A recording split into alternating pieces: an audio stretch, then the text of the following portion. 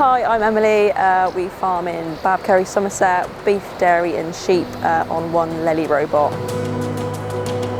Once I finished school, went away to Hartpury College, did rugby and then the sports science degree. Ended up working on a dairy farm up in Ledbury, and then Dad offered for me the chance to come home to kind of help out with the family farm. First, get up in the morning, I kind of come out, check the robot, check the computer, anything like bulling, sick cows, anything like that, wash it down, feed the calves, scrape off the beds, feed the cows, scrape out the beef animals, feed all them, and then kind of sets me up for the day. Then I can kind of go, like with the robot, I can go off, do like the other jobs of the day, and then again in the afternoon, feed the cows, feed the calves, and just check the robot again.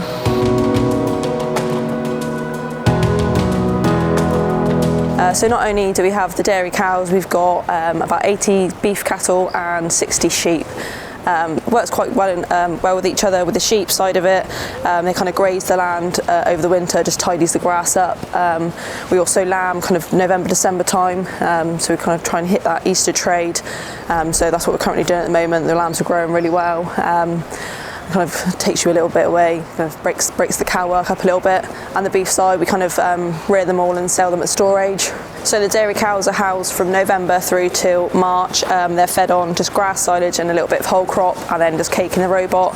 And then we kind of turn them out end of March, beginning of April. And then they go out grazing in an A/B system with the grazeway through till kind of end of October.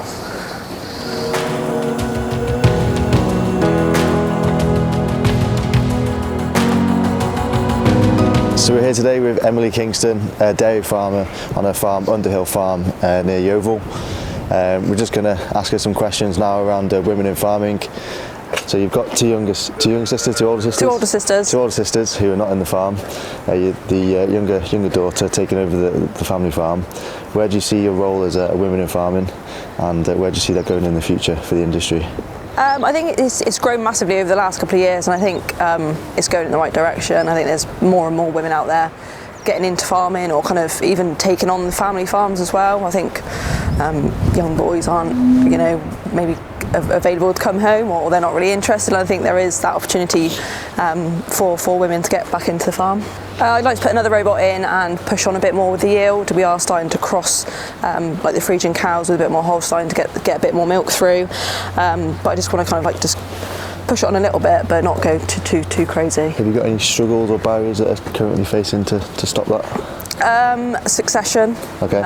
As I think it's a big problem or issue in farming. But I think we're slowly getting there. But I think it's just going to be a long process. Okay. What would you say your biggest achievement so far to date is in farming, or even your career? I think the change over to the robot. I was kind of a bit worried and sceptical to begin with because it was such a big change. But I'm really pleased with how it's gone.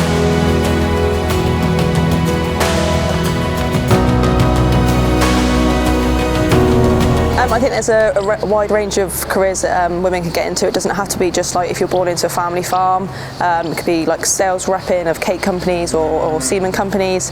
It's just a wide range they could get into. I think there is more women becoming in the industry, and I think if we can kind of promote it and get more women within the industry as a whole, it would be good.